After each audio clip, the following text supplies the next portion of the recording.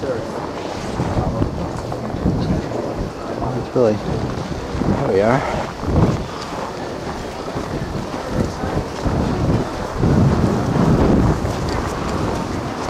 Harvard Square is doing alright here after the storm.